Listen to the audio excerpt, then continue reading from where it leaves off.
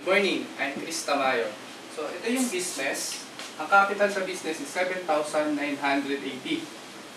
Yung 7,980, ito yung capital natin sa negosyo.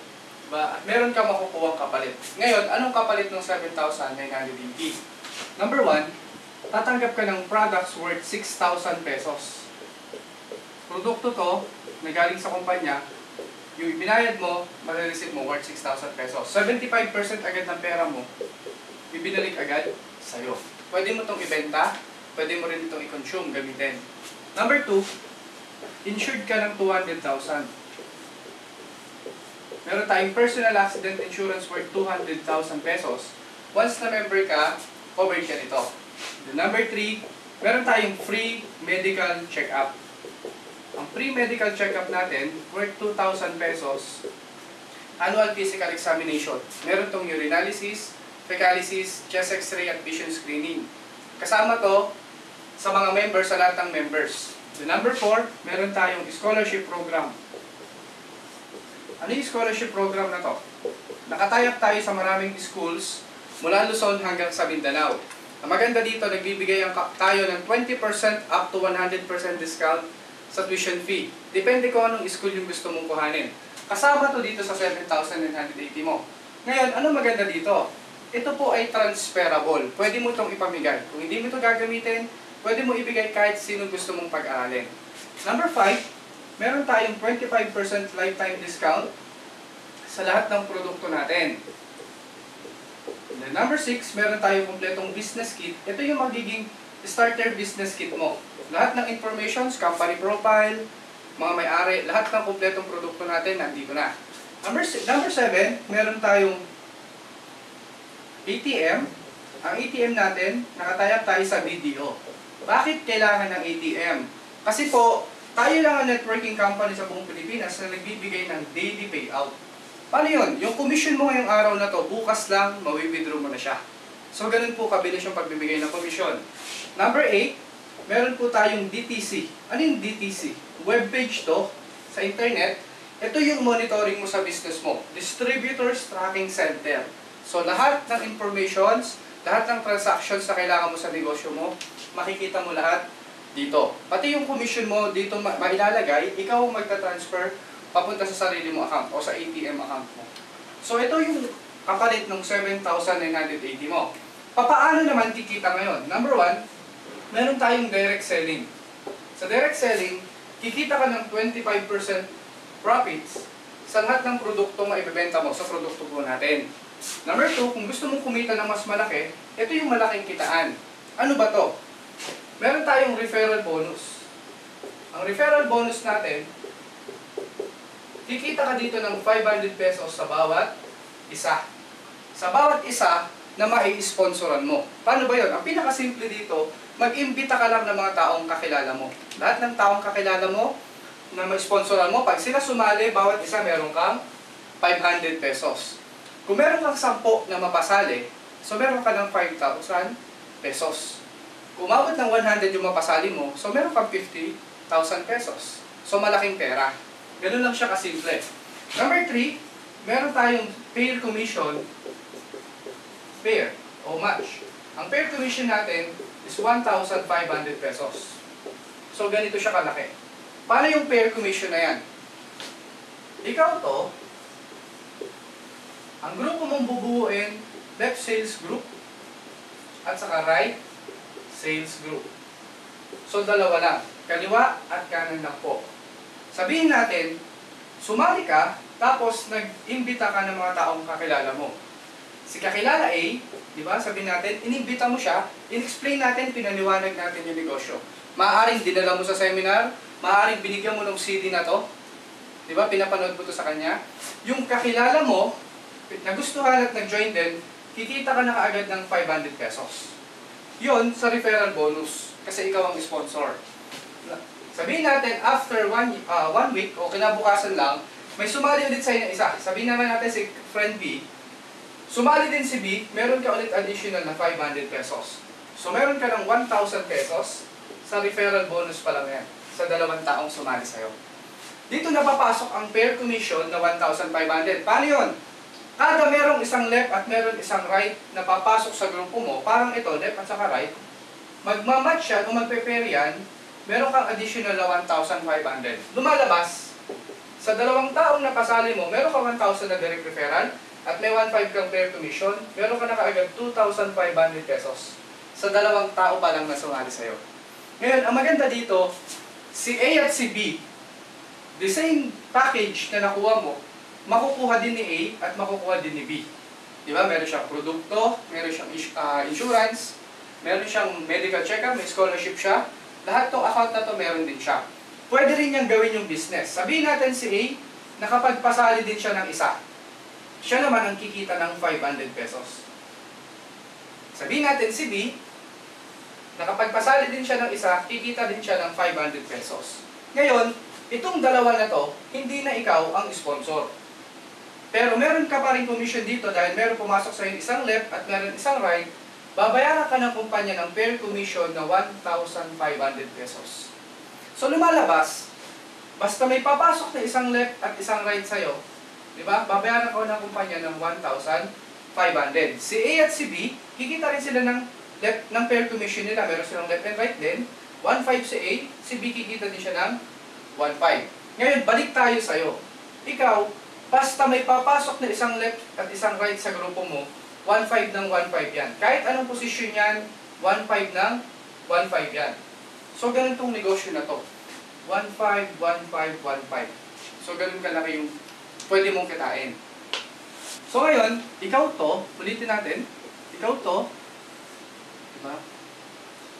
Left group at saka right group lang. Di ba napasali mo dalawang tao, si A at si B. So, kumita ka ng 2,500 pesos.